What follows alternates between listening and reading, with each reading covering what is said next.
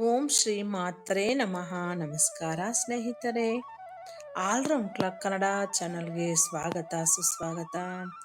ಇವತ್ತಿನ ವಿಡಿಯೋದಲ್ಲಿ ಮಾರ್ಗಶೀರ್ಷ ಮಾಸ ಅಥವಾ ಮಾರ್ಗಶಿರ ಮಾಸ ಅಂತೀವಿ ನಾವು. ಪ್ರಸ್ತುತ ನಾವು ಮಾರ್ಗಶೀರ್ಷ ಮಾಸದಲ್ಲಿ ಇದ್ದೀವಿ.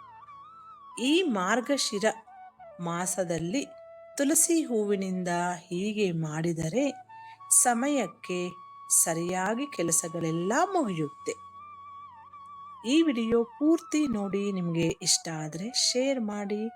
ಹಾಗೆ ಹೊಸದಾಗಿ ಚಾನಲ್ ನೋಡ್ತಾ ಇದ್ರೆ ವಿಡಿಯೋಸ್ ಎಲ್ಲ ನಿಮಗೆ ಇಷ್ಟ ಅಂದರೆ ಖಂಡಿತ ಸಬ್ಸ್ಕ್ರೈಬ್ ಮಾಡ್ಕೊಳ್ಳಿ. ಇವತ್ತಿನ ಈ ವಿಡಿಯೋ ತುಳಸಿ ಹೂವಿನಿಂದ ಈ ಮಾರ್ಗಶಿರ ಮಾಸದಲ್ಲಿ ನಮಗೆ ಇರುವ ಮಹತ್ವ ಎಲ್ಲ ನೋಡೋಣ ಬನ್ನಿ. ಈ ಮಾಸದಲ್ಲಿ ತುಳಸಿ ಗಿಡದ ಹೂವು ಅಥವಾ ಮಂಜರಿಗೆ ತುಳಸಿಯಷ್ಟೇ ಮಹತ್ವವನ್ನು ನೀಡಲಾಗಿದೆ. ಮಾರ್ಗಶೀರ್ಷ ಮಾಸದಲ್ಲಿ ತುಳಸಿ ಮಂಜರಿಯಿಂದ ಹೀಗೆ ಮಾಡಿದರೆ ಹಣಕಾಸಿನ ಸಮಸ್ಯೆಗಳು ದೂರವಾಗುವುದು, ನಿಂತು ಹೋದ ಕೆಲಸಗಳು ಪೂರ್ಣಗೊಳ್ಳುವುದು. ಆ ಕೆಲಸಗಳು ಕುರಿತು ಏನು ಅಂತ ನೋಡೋಣ ಬನ್ನಿ. ಇವತ್ತಿನ ವಿಡಿಯೋದಲ್ಲಿ ಹೈಲೈಟ್ಸ್: ಮಾರ್ಗಶೀರ್ಷ ಮಾಸದಲ್ಲಿ ತುಳಸಿ ಮಂಜರಿ ಮಹತ್ವ, ತುಳಸಿ ಮಂಜರಿಯ ಪ್ರಯೋಜನಗಳೇನು, ಹಣದ ಸಮಸ್ಯೆಗೆ ತುಳಸಿ ಮಂಜರಿ ಪರಿಹಾರ. ಹಿಂದೂ ಧರ್ಮದ ಪ್ರಕಾರ ಯಾವ ಮನೆಯಲ್ಲಿ ತುಳಸಿ ಗಿಡವನ್ನು ಇಡಲಾಗುತ್ತದೆಯೋ ಅಥವಾ ಅದನ್ನು ಪೋಷಿಸಲಾಗುತ್ತದೆಯೋ ಅಂತಹ ಮನೆಗಳಲ್ಲಿ ಸದಾ ಲಕ್ಷ್ಮೀ ದೇವಿಯು ನೆಲೆಸಿರುತ್ತಾರೆ.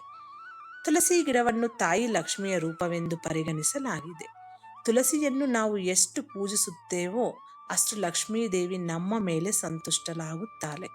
ಮನೆಯಲ್ಲಿ ತುಳಸಿಯನ್ನು ಪೂಜಿಸುವುದರಿಂದ ಸಂತೋಷ, ಸಮೃದ್ಧಿ ಮತ್ತು ಆರ್ಥಿಕ ಪ್ರಗತಿಯಾಗುವುದು ಎನ್ನುವ ನಂಬಿಕೆ ಇದೆ. ಅದರಲ್ಲೂ ಮಾರ್ಗಶೀರ್ಷ ಮಾಸದಲ್ಲಿ ತುಳಸಿ ಪೂಜೆಗೆ ಹೆಚ್ಚಿನ ಮಹತ್ವವನ್ನು ನೀಡಲಾಗಿದೆ. ಮಾರ್ಗಶೀರ್ಷ ಮಾಸದಲ್ಲಿ ತುಳಸಿ ಗಿಡಗಳಲ್ಲಿ ಹೂವುಗಳು ಕಾಣಿಸಿಕೊಳ್ಳಲು ಪ್ರಾರಂಭವಾಗುತ್ತದೆ.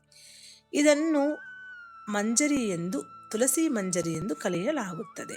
ತುಳಸಿ ಮಂಜರಿಗೂ ತುಳಸಿಯಷ್ಟೇ ಪ್ರಾಮುಖ್ಯತೆಯನ್ನು ನೀಡಲಾಗಿದೆ. ನಾವು ತುಳಸಿ ಹೂವುಗಳಿಂದ ಸಂಬಂಧಿಸಿದ ಈ ಕೆಲಸಗಳನ್ನು ಮಾಡುವುದರಿಂದ ಲಕ್ಷ್ಮೀ ದೇವಿ ಮತ್ತು ವಿಷ್ಣು ದೇವನು ಸಂತುಷ್ಟರಾಗುತ್ತಾರೆ. ಹಣದ ಸಮಸ್ಯೆಗಳು ದೂರವಾಗುವುದು, ನಿಂತು ಹೋದ ಎಲ್ಲ ಕಾರ್ಯಗಳು ಬಹುಬೇಗ ಪೂರ್ಣಗೊಳ್ಳಲು ಪ್ರಾರಂಭವಾಗುತ್ತದೆ. ಮಾರ್ಗಶೀರ್ಷ ಮಾಸದಲ್ಲಿ ತುಳಸಿ ಮಂಜರಿಯಿಂದ ಏನು ಮಾಡಬೇಕು ಅಂದರೆ, ಮಾರ್ಗಶೀರ್ಷದಲ್ಲಿ ತುಳಸಿ ಪೂಜೆ. ಪ್ರತಿನಿತ್ಯವೂ ನಾವು ತುಳಸಿ ಪೂಜೆಯನ್ನು ಮಾಡಬೇಕು. ಮನೆಯಲ್ಲಿ ಸೂತಕದ ಛಾಯೆ ಇದ್ದಾಗ ಮಾತ್ರ ನಾವು ತುಳಸಿಯನ್ನು ಪೂಜಿಸಬಾರದು. ಇನ್ನಿತರ ದಿನಗಳಲ್ಲಿ ನಾವು ಕಡ್ಡಾಯವಾಗಿ ತುಳಸಿಯನ್ನು ಪೂಜಿಸಬೇಕು. ಯಾಕಂದರೆ ಈಗಾಗಲೇ ನಾವು ಹೇಳಿರುವಂತೆ ತುಳಸಿ ಲಕ್ಷ್ಮೀ ದೇವಿಯ ರೂಪವಾಗಿದ್ದಾಳೆ. ಹಾಗೂ ಮಾರ್ಗಶಿರ ಮಾಸದಲ್ಲಿ ನಾವು ತುಳಸಿಯನ್ನು ವಿಶೇಷವಾಗಿ ಪೂಜಿಸಬೇಕು. ಯಾಕಂದರೆ ಈ ಮಾಸದಲ್ಲಿ ವಿಷ್ಣುವು ತುಳಸಿಯ ಬಳಿ ನೆಲೆಸಿರುತ್ತಾನೆ ಎನ್ನುವ ನಂಬಿಕೆ. ಆದ್ದರಿಂದ ಈ ಮಾಸದಲ್ಲಿ ತುಳಸಿಯನ್ನು ಪೂಜಿಸುವುದರಿಂದ ನಮಗೆ ದುಪ್ಪಟ್ಟು ಫಲ ಪ್ರಾಪ್ತವಾಗುವುದು. ಅದೇ ಸಮಯದಲ್ಲಿ ಮಂಜರಿ ಕೂಡ ಈ ಮಾಸದಲ್ಲಿ ತುಳಸಿ ಗಿಡಗಳಲ್ಲಿ ಕಾಣಿಸಿಕೊಳ್ಳುತ್ತದೆ. ಇದನ್ನು ಮಂಗಳಕರವೆಂದು ಪರಿಗಣಿಸಲಾಗುತ್ತದೆ ಮತ್ತು ಇದರಿಂದ ಮಾಡುವ ಕೆಲವೊಂದು ಕೆಲಸಗಳು ನಮ್ಮ ಹಣಕಾಸಿನ ಸಮಸ್ಯೆಗಳನ್ನು ದೂರ ಮಾಡುವುದು ಖಂಡಿತ. ತುಳಸಿ ಮಂಜರಿಯಿಂದ ಹೀಗೆ ಮಾಡಿ, ತುಳಸಿ ಮಂಜರಿಯನ್ನು ಇವರಿಗೆ ಅರ್ಪಿಸಿ. ಮಾರ್ಗಶೀರ್ಷ ಮಾಸ ಆರಂಭವಾಗುತ್ತಿದ್ದರಿಂದ ತುಳಸಿ ಗಿಡಗಳಲ್ಲಿ ಮಂಜರಿಗಳು ಅಂದರೆ ತುಳಸಿ ಹೂವುಗಳು ಕಾಣಿಸಿಕೊಳ್ಳಲು ಪ್ರಾರಂಭವಾಗುತ್ತದೆ. ಈ ಮಾಸದಲ್ಲಿ ನೀವು ಪ್ರತಿನಿತ್ಯವೂ ತುಳಸಿ ಗಿಡವನ್ನು ಶ್ರದ್ಧಾಭಕ್ತಿಯಿಂದ ಪೂಜಿಸಬೇಕು. ನಂತರ ತುಳಸಿಗೆ ನೀರನ್ನು ಅರ್ಪಿಸಿ ಪೂಜಿಸಿ. ಹಾಗೂ ತುಳಸಿ ಮಂಜರಿಯನ್ನು ಕಿತ್ತುಕೊಂಡು ಒಂದು ಕೆಂಪು ಬಣ್ಣದ ಬಟ್ಟೆಗಳಲ್ಲಿ ಕಟ್ಟಿ ಅದನ್ನು ಲಕ್ಷ್ಮೀನಾರಾಯಣರಿಗೆ ಅರ್ಪಿಸಿ. ನಂತರ ಅದನ್ನು ತೆಗೆದುಕೊಂಡು ನೀವು ಹಣ ಇಡುವ ಸ್ಥಳದಲ್ಲಿ ಇರಿಸಿ. ಈ ಕೆಲಸ ಮಾಡುವುದರಿಂದ ನಿಮ್ಮ ಹಣಕಾಸಿನ ಸಮಸ್ಯೆಗಳು ಪರಿಹಾರವಾಗುತ್ತವೆ. ಸತ್ಯನಾರಾಯಣ ಕಥೆಯಲ್ಲಿ ತುಳಸಿ ಮಂಜರಿ ಈ ಮಾರ್ಗಶೀರ್ಷ ಮಾಸದಲ್ಲಿ ನಾವು ಉಪಯೋಗಿಸಬಹುದು. ಮಾರ್ಗಶೀರ್ಷ ಮಾಸದಲ್ಲಿ ಅದರ ಮಾರ್ಗಶೀರ್ಷದ ಮಾಸದ ಪೂರ್ಣಿಮೆ ದಿನದಂದು ಸತ್ಯನಾರಾಯಣ ಸ್ವಾಮಿ ಪೂಜೆಯನ್ನು ಮಾಡಲಾಗುತ್ತದೆ. ಸತ್ಯನಾರಾಯಣ ಪೂಜೆಯನ್ನು ಮಾಡಲು ಸಾಧ್ಯವಾಗದೇ ಇರುವವರು ಸತ್ಯನಾರಾಯಣ ಕಥೆಯನ್ನು ಕೇಳಬಹುದು ಅಥವಾ ಓದಬಹುದು. ಸತ್ಯನಾರಾಯಣ ಸ್ವಾಮಿ ಕಥೆಯನ್ನು ಕೇಳಿದ ಅಥವಾ ಓದಿದ ನಂತರ ವಿಷ್ಣುದೇವನಿಗೆ ಅಂದರೆ ಸತ್ಯನಾರಾಯಣ ಸ್ವಾಮಿಗೆ ತುಳಸಿ ಮಂಜರಿಯನ್ನು ಅರ್ಪಿಸಬೇಕು. ಇದರಿಂದ ವಿಷ್ಣುದೇವನು ಶೀಘ್ರದಲ್ಲೇ ಸಂತುಷ್ಟಲಾಗುತ್ತಾನೆ ಹಾಗೂ ಅಪೂರ್ಣಗೊಂಡ ಎಲ್ಲಾ ಕಾರ್ಯಗಳು ನಿರ್ವಿಘ್ನವಾಗಿ ನೆರವೇರುವಂತೆ ಮಾಡುತ್ತಾನೆ.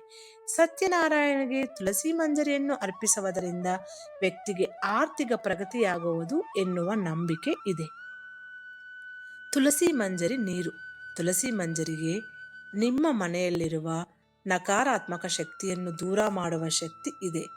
ಮನೆಯಲ್ಲಿನ ಋಣಾತ್ಮಕ ಅಥವಾ ನಕಾರಾತ್ಮಕ ಶಕ್ತಿಗಳು ದೂರ ಆಗಬೇಕಾದರೆ ನೀವು ತುಳಸಿ ಮಂಜರಿಯನ್ನು ಗಂಗಾಜಲದಲ್ಲಿ ಇಟ್ಟು ಆ ನೀರನ್ನು ಮನೆಯ ಮೂಲೆ ಮೂಲೆಯಲ್ಲೂ ಚಿಮುಕರಿಸಿ.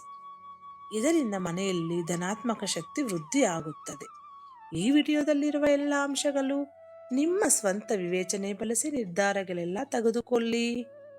ಮಾರ್ಗಶೀರ್ಷ ಮಾಸದಲ್ಲಿ ನಾವು ತುಳಸಿಗೆ ಸಂಬಂಧಿಸಿದ ಈ ಕೆಲಸಗಳನ್ನು ಮಾಡುವುದರಿಂದ ಹಣಕಾಸಿನ ಸಮಸ್ಯೆಗಳು ದೂರಾಗಿ ಜೀವನದಲ್ಲಿ ಸಮೃದ್ಧಿ ಹೆಚ್ಚಾಗಲು ಪ್ರಾರಂಭವಾಗುತ್ತದೆ ಹಾಗೂ ಎಲ್ಲ ಕೆಲಸಗಳು ಸಮಯಕ್ಕೆ ಸರಿಯಾಗಿ ಪೂರ್ಣಗೊಳ್ಳುವುದು ಖಂಡಿತ.